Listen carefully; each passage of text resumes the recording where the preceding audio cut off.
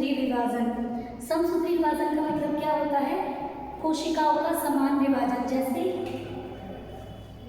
2n कोशिका से 2n कोशिका का बनना, डिप्लॉइड से डिप्लॉइड कोशिका का बनना, मतलब कोशिका समान विभाजन करके एक से दो कोशिकाएं बनाने, उसे हम कहेंगे समसूत्री विभाजन।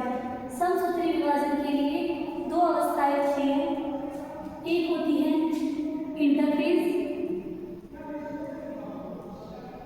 जिसे हम तैयारी अवस्था कहते हैं,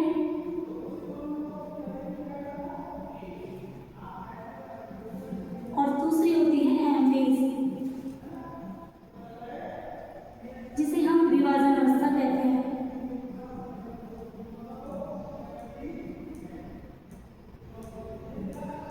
यहाँ पर एम का मतलब है माइटोसिस। माइटोसिस बोले तो समसूत्री विभाजन।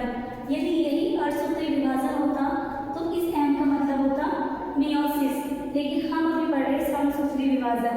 तो समसूत्री विभाजन होने के लिए दो अवस्थाएं होगी। पहली तैयारी अवस्था, जिसे हम कहेंगे इंटरफेज, और दूसरी होगी एनाफेज, जिसे हम कहेंगे विभाजन अवस्था। जब सेल को, कोशिका को एक से दो होना होता है तो उसके लिए पूरा साइकिल चलता है, जिसे हम बोलते हैं कोशिका चक्र।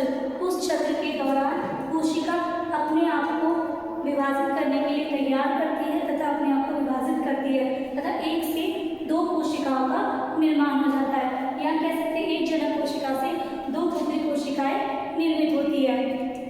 तो वो साइकिल क्या है, जिसे हम एक सर्कल के फॉर्म में समझ सकते हैं।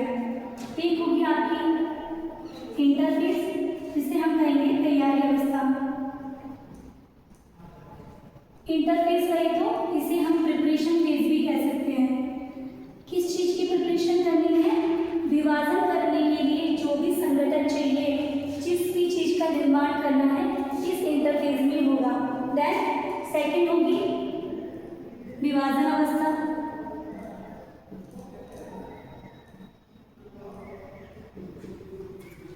अब तैयारी की चीजों की करनी है। अगर हम समसूत्री विभाजन कर रहे हैं तो एक कोशिका से दो कोशिका बनने के लिए इस कोशिका के पास जितना भी मटेरियल है या संगठक पदार्थ है, चाहे वो डीएनए हो, चाहे माइटोकॉन्ड्रिया हो, चाहे कोशिका द्रव्य हो या फिर केंद्रक द्रव्य, उन सबको क्या करना होता है? डबल करना होता है।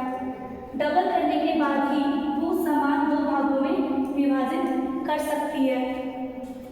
इस इंटरफेज में भी तीन फेज होते हैं, G1, S, G2। यहाँ G का मतलब है गैप, एंड इस S का मतलब है सिंथेसिस, एंड इस G का मतलब भी है गैप। G1 पहला गैप, G2 दूसरा गैप। एस सिंथेसिस, सिंथेसिस मतलब होता है निर्माण। किसी भी चीज का फॉर्मेशन करना, किसी भी चीज को निर्माण करना क्या कहलाएगा? सिंथेसिस। किसका निर्माण होगा यहाँ पर? डीएनए का।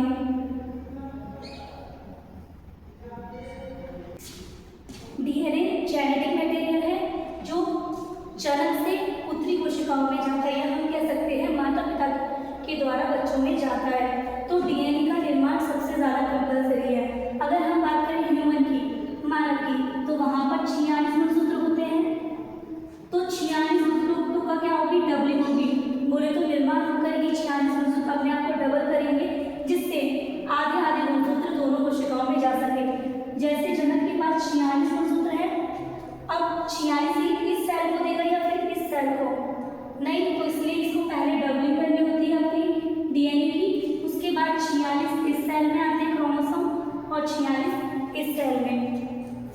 तो देखते हैं इंटरफेज में हम तीन फेज देखने को मिलेंगे आपको, G1, S और G2।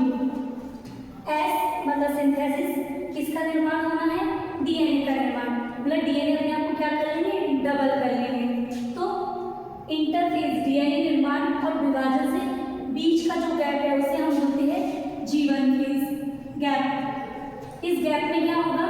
इस गैप में जितने भी डीएनए के लिए संघटक चाहिए, जैसे एंडोसल्फाइड, फास्फेट ग्रुप और नाइट्रोजन बेस, जैसे न्यूक्लियोटाइड का फॉर्मेशन होता है, देन पॉलीन्यूक्लियोटाइड मिलकर डीएनए का फॉर्मेशन करेंगे। तो जितनी भी संघटक की आवश्यकता है, जितने भी पदार्थों की आवश्यकता है, वो जीवन में क्या हो जाएंगे, निर्मित हो जाएंगे। देन एस फेज में क्या होगा, डीएनए का निर्माण होगा। फिर G2, ये भी क्या है, एक गैप, किसके मध्य, एस फेज और एम फेज के मध्य। इस गैप में क्या होगा, इस गैप में ये चेक किया जाएगा, ये देखा जाएगा कि जो एस फेज में डीएनए का बनना था या जो भी ऑर्गन्स की डबलिंग होनी थी वो प्रॉपर हुई या नहीं हुई, कोई प्रॉब्लम क्रिएट है या सब कुछ ठीक है। अगर कोई कमी होती है तो G2 फेज में उसको पूरी कर दी जाती है, और जैसे ही कोशिका यहाँ से गुजरती है और सब कुछ ठीक होता है तो वो किसमें एंटर कर जाएगी, एम फेज में।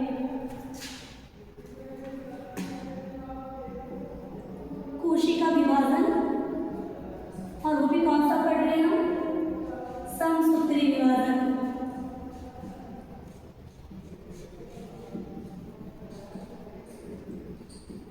समसूत्री विभाजन में दो फेज होते हैं, इंटरफेज, एम फेज। समसूत्री का फेज हम इसे बोलेंगे माइटोसिस फेज, बोले तो समसूत्री अवस्था। इंटरफेज को हम तैयारी अवस्था भी कह सकते हैं और एम फेज को हम विभाजन अवस्था भी कह सकते हैं।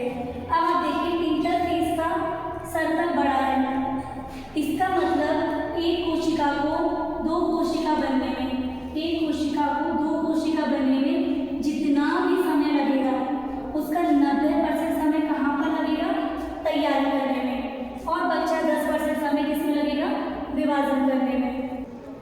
अगर हम मानव कोशिका की बात करें तो एक सेल से दो सेल बनने में 24 घंटे लगते हैं। कितने घंटे